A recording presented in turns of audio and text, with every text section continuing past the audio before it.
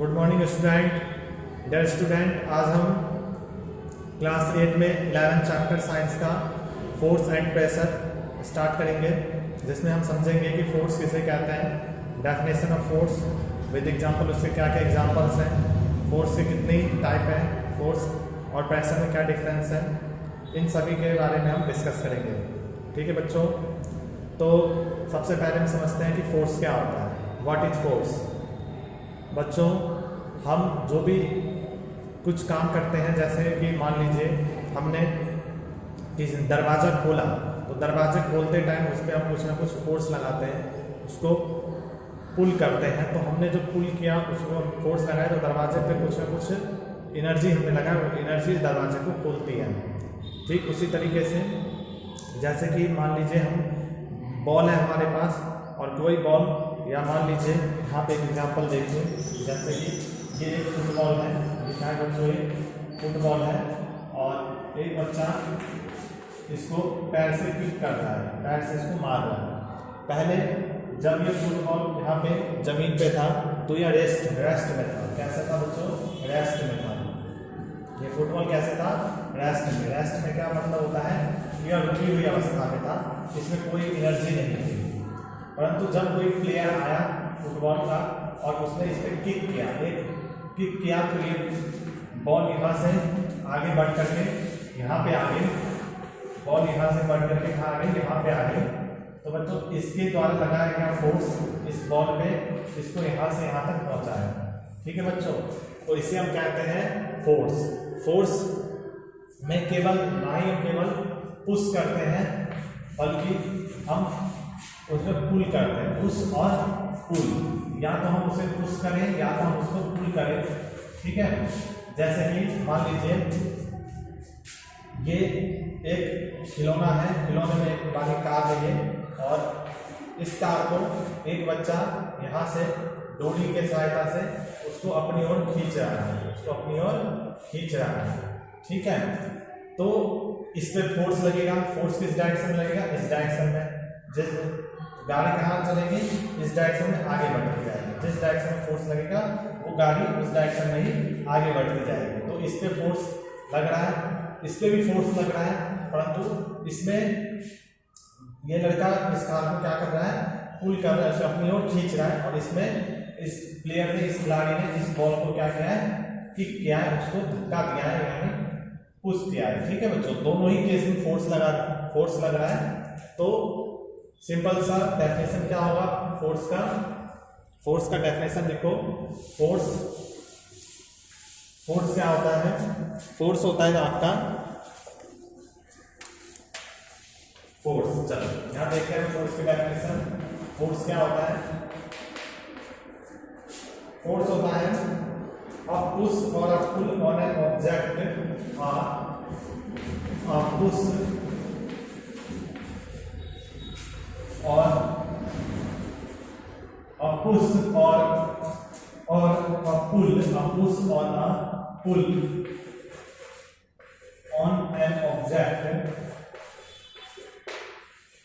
on an object, a push or a pull or an object is called force. Is called force. Is called a force. उसे हम क्या कहते हैं बच्चों? हम फोर्स कहते हैं। फोर्स में या तो हम उसको पुश करें या तो उसको पुल करें, दोनों ही केस में हम ऑब्जेक्ट पे क्या लगाते हैं? फोर्स लगाते हैं। जिस वजह से ऑब्जेक्ट अगर रेस्ट में है, ऑब्जेक्ट अगर रेस्ट में है, जैसे फुटबॉल था, फुटबॉल पे किसी प्लेयर ने इसको किक किया तो ये कुछ दूरी चल के गई, पहले ये रेस्ट में थी। ठीक है बच्चों, पहले फुटबॉल कैसे थी? रेस्ट में थी।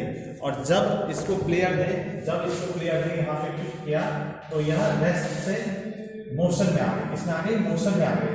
ठीक है बच्चों, यहाँ से मोशन में आ गई और फुटबॉल आकर के यहाँ आगे चल रहा था, परंतु एक दूसरे प्लेयर ने इसको रोक दिया। इसको रोक दिया। इस केस में हम देखते हैं कि फोर्स पहले यहां से रेस्ट में मोशन में गया, और फिर मोशन में जब वो था तो दूसरे प्लेयर ने उसको मोशन से किस में ला दिया? रेस्ट में ला दिया, यानी रोक दिया। ठीक है बच्चों, तो जो हमारा फोर्स है वह उनसे बहुत सारे इफेक्ट पड़ते हैं ऑब्जेक्ट पे। सबसे पहले उसको हम मोशन में ला सकते हैं फोर्स लगा करके, और मोशन में हुई वस्तु को हम रोक सकते हैं, उसको रेस्ट में ला सकते हैं। ठीक है बच्चों, तो हम समझते हैं कि अब मान लीजिए जैसे कि ये हमारा कोई एक बॉक्स है। क्या है? ये हमारा एक बॉक्स है। इस बॉक्स पे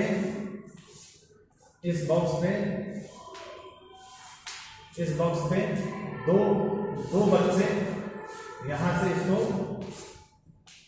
धक्का दे रहे हैं, और एक बच्चा यहाँ पे है और वो भी इसको धक्का दे रहा है।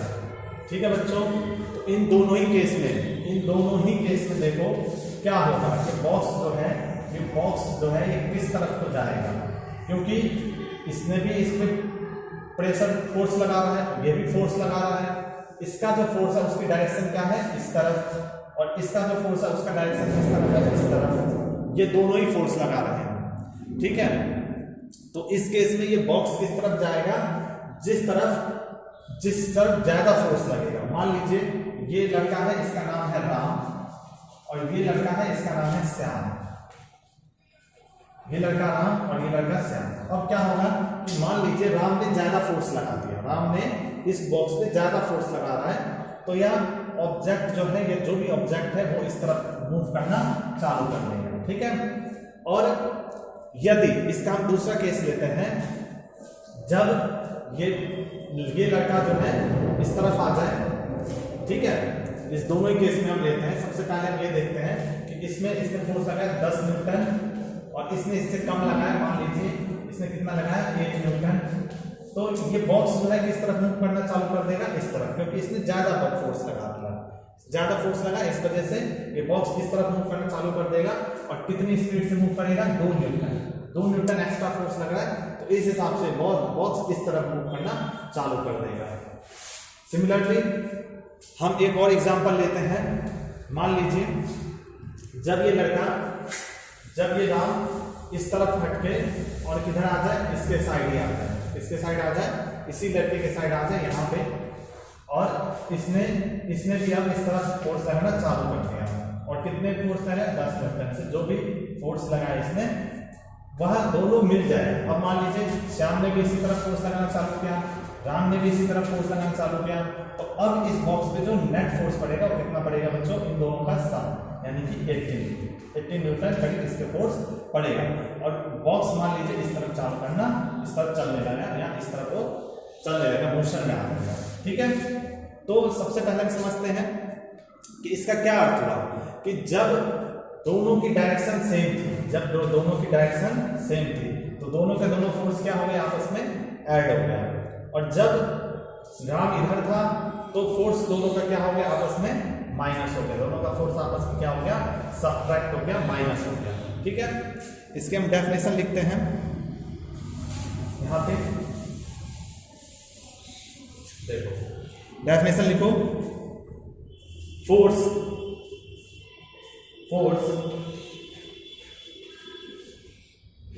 applied on an object in, ठीक है बच्चों, force applied on an object in the same direction add to one another. Similarly, if the force opposite to each other, the net acting force difference between the two forces. ठीक है, यदि force दोनों एक ही direction में लगाते हैं तो दोनों का जो नेट होगा वो क्या हो जाएगा? ऐड हो जाएगा। अभी हम एग्जांपल में समझा था। और यदि दोनों एक दूसरे के अपोजिट लगाते हैं तब नेट फोर्स जो होगा उन दोनों का क्या होगा? डिफरेंस होगा, उन दोनों का क्या होगा? माइनस होगा। ठीक है, तो ठीक है बच्चों, अब हम पढ़ते हैं टाइप्स ऑफ फोर्स। फोर्स कितने प्रकार के हैं, फोर्स कितने टाइप्स हैं। तो सबसे पहले हम देखते हैं हमारे सिलेबस के हिसाब से 8th क्लास में 2 टाइप्स के फोर्स हैं। जो सबसे पहला फोर्स है वह है हमारा contact force. Types of force में पहला कौन सा है बच्चों? हमारा पहला हमारा कॉन्टैक्ट फोर्स। कांटेक्ट मतलब होता है दो चीजों के बीच का स्पर्श यानी कांटेक्ट करना। जैसे कि जब हम ताली बजाते हैं या जब हम चलते हैं या मैं इस चौक से इस बोर्ड पे लिख रहा हूँ, तो ये कब हो सकता है? जब इसका चौक का और इस बोर्ड का आपस में कांटेक्ट है। ठीक है, जैसे मैंने कुछ भी यहाँ लिखा, मैं कुछ भी यहाँ लिख रहा हूँ, कुछ भी, ये कैसे लिख पाऊंगा? जब इस चौक का इससे क्या हो, कांटेक्ट हो। तो जिस फोर्स में हमें कांटेक्ट लगाना पड़े या जिस फोर्स में कांटेक्ट की आवश्यकता हो, उसे हम कहते हैं सभी को कांटेक्ट फोर्स। उसको हम क्या कहते हैं? Contact force. दूसरा है हमारा नॉन कांटेक्ट फोर्स, ऐसा फोर्स जिसमें हमें कांटेक्ट लगाने की कोई आवश्यकता नहीं है, यानी बिना छुए हम उस ऑब्जेक्ट पे ना फोर्स लगा दें। जैसे कि बोर्ड है, इस बोर्ड को मैं छूऊं भी ना और इस पे मैं दूर से ही ऐसे करके धक्का दूं और ये बोर्ड पीछे की तरफ चला जाए, यानी कि बिना कांटेक्ट किए हुए अगर मैं इसमें फोर्स लगाता हूं तो उसे हम कहते हैं नॉन कांटेक्ट फोर्स। ठीक है बच्चों, नॉन का मतलब होता है नहीं और कांटेक्ट का मतलब होता है स्पर्श, यानी जिसमें स्पर्श ना हो ऐसा फोर्स। ठीक है, तो दो टाइप्स के हमारे सिलेबस में फोर्स है। सबसे पहला कांटेक्ट फोर्स, दूसरा नाम नॉन कांटेक्ट फोर्स। तो आप सब पूछोगे क्या ऐसा भी संभव है कि बिना हम छुए उसको धक्का लगा दें? हाँ, ऐसा पॉसिबल है। एग्जाम्पल के लिए हम देख सकते हैं नॉन कांटेक्ट फोर्स की डेफिनेशन में क्या लिखा है? Non contact force, a force applied on an object without any contact with them are called non contact force. बिना उससे कांटेक्ट किए हुए यदि मैं उन पे फोर्स लगाता हूं तो वो हमारा कैसा फोर्स होगा? Non contact force. यानी बिना कांटेक्ट किए हुए उस पे फोर्स कैसे लगा देंगे हम? बिना छुए उसमें हम कैसे फोर्स लगा देंगे? इसमें कोई आश्चर्य की बात नहीं है। हमारे यूनिवर्स में ऐसे बहुत सारे फोर्स हैं जिनमें कांटेक्ट करने की आवश्यकता हमें नहीं है। एग्जाम्पल द्वारा समझाऊं मैं? जैसे देखो, आपके पास एक चुंबक होगा, आपके पास क्या होगा? एक चुंबक होगा। चुंबक को आप जब किसी लोहे के नजदीक लाते हो या लोहा उसके नजदीक आता है, आयरन, तो क्या करता है? उसके अंदर जाकर चिपक जाता है, उसके अंदर जाकर के वो चिपक जाता है। क्या आप उस लोहे पे कोई पुश या पुल करते हो? क्या लोहे को धक्का या खींचते हो? ऐसा नहीं करते। जैसे ही आप चुंबक किसी लोहे के कील के पास या लोहे किसी वस्तु के पास लाते हो तो या तो चुंबक उसमें चिपक जाता है, मैग्नेट, या फिर आयरन उसमें चिपक जाता है। इस टाइप के फोर्स को हम क्या कहते हैं? Magnetic force. क्या कहते हैं बच्चों? Magnetic force. उसके बाद उसमें हमें कांटेक्ट करने की आवश्यकता नहीं होती। इसके बाद देखो, जैसे हमारे पास एक और है इलेक्ट्रोस्टैटिक फोर्स। इलेक्ट्रोस्टैटिक फोर्स में क्या होता है बच्चों? जैसे कि आपने कभी ऐसा आपने एग्जाम्पल में क्या होगा, कभी आपने देखा होगा कि जब आप अपने कंघे को सर पे इस तरीके से लगाते हो, सर पे इस तरीके से घर्षण करते हो, एक तरीके से फ्रिक्शन करते हो, बालों पे इस तरीके से कंघा कर लिए और कंघा करने के बाद जब उसे कागज के छोटे छोटे टुकड़ों के पास लाते हो, यहाँ पे जैसे मैं एग्जाम्पल बनाऊं, ये आपका हो गया कंघा, इसको आपने घर्षण किया और इसको कागज के छोटे छोटे टुकड़ों के पास लाए तो ये टुकड़े इनके तरफ अट्रैक्ट हो जाते हैं कि नहीं? अट्रैक्ट हो जाते हैं, इनसे जाकर के चिपक जाते हैं। ऐसा एग्जाम्पल करके देखना। तो यहाँ पे जो फोर्स लग रहा है ना, वो दरअसल कौन सा लग रहा है? हमारा इलेक्ट्रोस्टैटिक फोर्स लग रहा है। इलेक्ट्रोस्टैटिक फोर्स इनमें इलेक्ट्रॉन्स के डिस्टर्बेंस की वजह से हो जाता है, तो इस तरीके से इसमें इलेक्ट्रोस्टैटिक फोर्स लगता है। मेनली अगर मैं इसका डेफिनेशन बताऊं, इलेक्ट्रोस्टैटिक फोर्स क्या है, तो इलेक्ट्रोस्टैटिक नाम से ही लग रहा है कि ये कहीं ना कहीं इलेक्ट्रिसिटी से संबंधित है, बिजली से संबंधित है, इलेक्ट्रिक करंट के से संबंधित है, यानी कि जहाँ पे हमें करंट से या फिर इलेक्ट्रॉन से या करंट से फोर्स लगानी पड़ती हो, उसमें इलेक्ट्रोस्टैटिक फोर्स कहते हैं। जैसे कि कोई भी एक ऑब्जेक्ट है, तो आप सबने देखा होगा, कोई भी मान लीजिए ऑब्जेक्ट है ये जिस पे पॉजिटिव चार्ज है और कोई एक दूसरा ऑब्जेक्ट है जिस पे नेगेटिव चार्ज है, तो ये दोनों आपस में एक दूसरे को ना अट्रैक्ट कर लेंगे और ये दोनों एक दूसरे के पास आकर के ऐसे करके चिपक जाएंगे। ये जो इसमें फोर्स लगा, इसमें कौन सा फोर्स लगा? इसमें लगा इलेक्ट्रोस्टैटिक फोर्स। इसको हमने नहीं पुश किया, नहीं पुल किया, अपने आप आगे चिपक गए। इस टाइप के फोर्स को क्या कहते हैं बच्चा? Electrostatic force. फिर आता है हमारा एक ग्रेविटेशनल फोर्स। ग्रेविटेशनल फोर्स क्या है? ग्रेविटेशनल फोर्स के बारे में अगर मैं बताऊं तो ये आपने कहीं ना कहीं नाम जरूर सुना होगा ग्रेविटी का। ग्रेविटी क्या होता है बच्चा? जैसे कि हमारा अर्थ है, अर्थ पे हम सब यहाँ खड़े रहते हैं, अपना काम करते हैं। एक तरीके से अगर मैं बताऊं तो अर्थ हमारे ऊपर कोई ना कोई फोर्स लगा के रखता है, जिस वजह से हम अर्थ के सरफेस पे चलते हैं, घूमते हैं, बहुत सारे काम करते हैं। ठीक है। तो यहाँ पे जो फोर्स लगता है उसे हम कहते हैं ग्रेविटेशनल फोर्स। ग्रेविटेशनल फोर्स क्या होता है? Force between the two object due to its mass. यानी कि एक्सप्लेन मैं करूँ तो ग्रेविटेशनल फोर्स क्या है?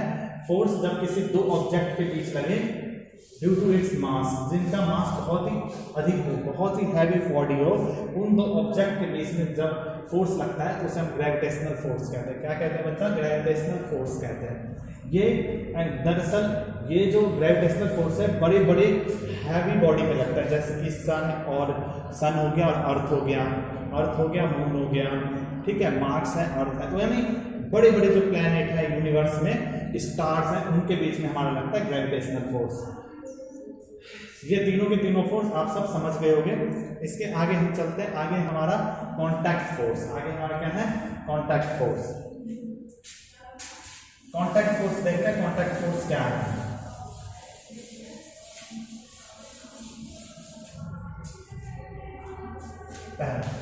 ये तो हमारा contact force. Contact force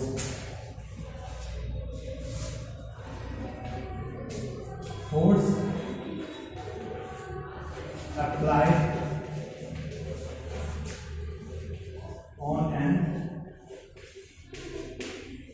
object by contact with them are called contact force. Contact force,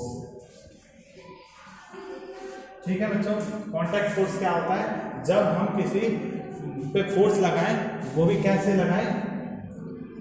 दिखाई देगा बच्चे सभी को? लास्ट में लिखा अप्लाइड ऑन एन, फिर ये ऑब्जेक्ट लिखा है। ये क्या लिखा है? ऑब्जेक्ट। फिर ये लिखा है बाय, ठीक है, बाय कॉन्टैक्ट विद देम। अच्छा, वहां अगर ऑब्जेक्ट नहीं दिखा तो यहां लिख लो ऑब्जेक्ट, ये लिख लो ऑब्जेक्ट, ठीक है। इसको मिटाओ, अब तो दिख रहा होगा। Object by contact with them are called contact force. यानी कि जब हम किसी ऑब्जेक्ट पे फोर्स लगाएं, कैसे लगाएं? कॉन्टैक्ट पे करके लगाएं, उसको छू कर लगाएं, तो उसको हम कहते हैं कॉन्टैक्ट फोर्स। तो बहुत आसान, बेहद आसान है। मैं इसको छू करके इस पर फोर्स लगाऊं, इस तरीके से इसको धक्का दूं, तो ये जो मैं पुश कर रहा हूं इसको, तो इसको हम कॉन्टैक्ट फोर्स कहेंगे, ठीक है। मैं यहाँ चौक से लिख रहा हूँ इस पे, तो ये भी हमारा कॉन्टैक्ट फोर्स है। और कॉन्टैक्ट फोर्स में जो हमारे सिलेबस में है वो है हमारा एग्जाम्पल में फ्रिक्शन। कौन सा बच्चा? फ्रिक्शन। Friction force. अब ये फ्रिक्शन क्या है? फ्रिक्शन क्या है? फ्रिक्शन फोर्स होता है, जैसे कि मान लीजिए कि मैं इस चौक से इस बोर्ड पे लिख रहा हूँ, मैं इस चौक से मान लीजिए मैं इस बोर्ड पे लिख रहा हूँ, तो इस चौक की अपनी कुछ लेयर, उस पर कुछ सरफेस है, इस सरफेस में और इस बोर्ड का जो ये सरफेस है, इस सरफेस में, इन दोनों सरफेस के बीच में आपस में कांटेक्ट होगा। ये दोनों सरफेस आपस में इस तरह से कांटेक्ट करेंगे। मैं दूर से लिख सकता हूँ बिना कांटेक्ट के, ऐसे कितना घुमा लूँ, क्या इस पर लिख जाएगा? नहीं लिख पाऊंगा। मैं इस पर लिखूंगा कब? जब इसका ये सरफेस इस पर टच होगा, यानी कांटेक्ट में आएगा। अभी कांटेक्ट में आएगा, मैं कुछ भी लिखना चाहूँ, मैं इस तरीके से मैं इस पर लिख सकता हूँ। यानी कि अब देखो मैंने लिखा तो ये चौक आगे से क्या हो गया? घिस गई ना आगे से, यानी इसमें और इसमें ना फ्रिक्शन फोर्स लगा। फ्रिक्शन की वजह से ये चौक जो है घिस गई। इसी तरीके से आप एग्जाम्पल देख सकते हो, जब आप नए जूते चप्पल लाते हैं तो बिल्कुल नया कितना अच्छा सा रहता है, लेकिन जब वो कुछ दिनों बाद चलते उससे हम पहनते हैं तो वो घिस जाती है, नीचे से बिल्कुल पतली हो जाती है। वो due to the friction force. ऐसा क्यों होता है? फ्रिक्शन फोर्स की वजह से होता है। तो हमने क्या समझा? फोर्स कितने टाइप के हैं? दो टाइप के हैं, कॉन्टैक्ट फोर्स और non contact force. Contact force में हमें उसको टच कॉन्टैक्ट करने की आवश्यकता होती है, नॉन कॉन्टैक्ट फोर्स में हमें उसको छूने की आवश्यकता नहीं होती। ठीक है बच्चों? ठीक है स्टूडेंट, अब हम करते हैं डेफिनेशंस ऑफ फोर्स। जितने भी टाइप के हमने फोर्स पढ़ा है, muscular force, magnetic force, friction force, electrostatic force, magnetic force और ग्रेविटेशनल फोर्स। अब हम एक एक करके इन सभी फोर्सेस की डेफिनेशन करेंगे, इनकी डेफिनेशन क्या होगी। ठीक है बच्चों, तो सबसे पहले हम देखते हैं मस्कुलर फोर्स। मस्कुलर फोर्स क्या होता है? muscular force. The force is caused by the action of muscles is known as muscular force. हमारे जो शरीर में मसल्स हैं, मसल्स चाहे हाथ के मसल्स हो या जांघ पैरों के मसल्स हो, जब उन मसल्स के द्वारा हम कोई काम करें तो उसे हम मस्कुलर फोर्स कहते हैं। उन्हें हम क्या कहते हैं? मस्कुलर फोर्स कहते हैं। ठीक है, और इनकी डेफिनेशन भी देख सकते हो। The force is caused by the action of muscles is known as muscular force. ठीक है, ये मस्कुलर फोर्स है या फ्रिक्शन फोर्स, ये दोनों के दोनों ही हमारे कैसे कॉन्टैक्ट फोर्स है। आगे हमारा देखो सेकंड है फ्रिक्शन फोर्स। फ्रिक्शन फोर्स क्या होता है? दिस, ये क्या लिखा है? This force, friction force, this force always acting on moving object between the surface. यह फोर्स कब लगता है? जब दो ऑब्जेक्ट मूव कर रहे हैं। और ऐसा तो है नहीं कि ये चौक यहाँ पे है और यहाँ पे मैं इसको रख दूँ तो दोनों के बीच में फ्रिक्शन फोर्स लग जाएगा, नहीं। ये तब लगेगा जब मैं इस चौक से इस बोर्ड पे लिखूंगा, यानी इस चौक को इस पे मूव करूंगा, तब इसके बीच और इसके बीच फ्रिक्शन फोर्स लगेगा। ठीक है, तो ये दो सरफेस के बीच में लगता है, ये बात तो ठीक है। और दो सरफेस के बीच में कब लगेगा? जब उनमें से कोई एक या दोनों ही आपस में मूव कर रहे हैं। अगर दोनों ही मूव कर रहे हैं तो दोनों अपोजिट डायरेक्शन में मूव कर रहे हैं। ठीक है, तो तब हमारा क्या लगता है? फ्रिक्शन फोर्स लगता है। अब दूसरा हमारा non contact force. Non contact force जिसमें कि कॉन्टैक्ट नहीं होता, इसमें हमारा पहला electrostatic force. Electrostatic force, electrostatic force क्या होता है? The force exerted by a charged body on another charged or uncharged body is called electrostatic force। इसके लिए मैंने डेफिनेशन एग्जाम्पल पहले बता दिया था। जब किसी भी बॉडी पे चार्ज होता है, चार्ज दो टाइप के होता है, पॉजिटिव हो सकता है और नेगेटिव हो सकता है। और यदि वह चार्ज बॉडी किसी दूसरे चार्ज बॉडी पे फोर्स लगाए या किसी दूसरे अनचार्ज्ड बॉडी पे अगर वो फोर्स लगाए तो उसको हम इलेक्ट्रोस्टैटिक फोर्स कहते हैं। एग्जाम्पल के लिए देखो, जैसे कि मान लो ये कोई हमारा ऑब्जेक्ट है, इस पे चार्ज है पॉजिटिव, एक ये हमारा ऑब्जेक्ट है, इस पे चार्ज है नेगेटिव, तो ये दोनों एक दूसरे को क्या करेंगे? अट्रैक्ट टू ईच अदर, यानी दोनों एक दूसरे को क्या करेंगे बच्चा? अट्रैक्ट करेंगे। तो यहाँ पे अट्रैक्शन होगा, तो यहाँ पे एक फोर्स काम लगता है, वो कौन सा फोर्स है? इलेक्ट्रोस्टैटिक फोर्स है। ठीक, इलेक्ट्रोस्टैटिक फोर्स केवल चार्ज बॉडी पे ही लगता है, सभी पे नहीं लगता। इसके बाद ठीक है बच्चों, आगे हम करेंगे मैग्नेटिक फोर्स। मैग्नेटिक फोर्स क्या होता है? मैग्नेटिक फोर्स नाम से ही लग रहा है मैग्नेट। जब मैग्नेट आपस में फोर्स लगाते हैं, या तो दो मैग्नेट आपस में फोर्स लगाएं और या तो एक मैग्नेट और एक आयरन यानी लोहा हो, वो दोनों आपस में फोर्स लगाएं, तो उन दोनों के बीच में जो फोर्स लगता है उसे हम मैग्नेटिक फोर्स कहते हैं। अब जो मैग्नेट है ये हो सकता है एक दूसरे को अट्रैक्ट भी करते हैं या हो सकता है एक दूसरे को रिपेल भी करें। अगर दो मैग्नेट के दो पोल्स होता है, एक नॉर्थ और एक साउथ, दो पोल्स होते हैं, एक होता है नॉर्थ और एक होता है साउथ। अगर नॉर्थ और साउथ है तो दोनों एक दूसरे को अट्रैक्ट करेंगे, opposite poles attract to each other, और if the poles are equal like north and north then they repel each other, means वो दोनों एक दूसरे को रिपेल करेंगे, एक दूसरे से दूर भागेंगे। ठीक है, और हो सकता है नॉर्थ हो या आइदर साउथ और साउथ पोल्स एक दूसरे को रिपेल करेंगे, नॉर्थ पोल एक दूसरे को रिपेल करेंगे। Otherwise negative condition like north and south, तो अपोजिट पोल्स है, then they attract with each other. The magnetic force क्या होता है? when two opposite poles of magnet attract each other or two similar poles of magnet repel each other are called magnetic force। Third है हमारा और last है हमारा gravitational force. किसका है ये हमारा नॉन कॉन्टैक्ट फोर्स है, ग्रेविटेशनल फोर्स। ग्रेविटेशनल फोर्स क्या होता है? तो बच्चा ग्रेविटेशनल फोर्स दो बड़ी हैवी बॉडी हो, जैसे कि मैं बताऊं, अर्थ है और सन है। ये अर्थ हमेशा सन के अराउंड गोल गोल चक्कर काटता रहता है। क्यों काटता है? क्योंकि सन और अर्थ इन दोनों का बहुत हैवी मास है, बहुत ही ज़्यादा इनका वजन है। तो यूनिवर्स में ऐसे दो ऑब्जेक्ट जिनके बहुत ज़्यादा मास होते हैं वो दोनों एक दूसरे को ऑलवेज हमेशा एक दूसरे को अट्रैक्ट करते हैं। जो फोर्स ये दोनों आपस में एक दूसरे पर लगाते हैं उन्हें हम कहते हैं ग्रेविटेशनल फोर्स। यहाँ ध्यान रखने वाली बात यह है कि ये दोनों के दोनों ऑब्जेक्ट की मास जो होनी चाहिए बहुत ही अधिक होनी चाहिए। ये छोटे मास वाले ऑब्जेक्ट पे फोर्स नहीं लगता। यानी कि एक राम है और एक श्याम है, क्या उन दोनों के बीच में ग्रेविटेशनल फोर्स लगेगा? तो आंसर है नहीं।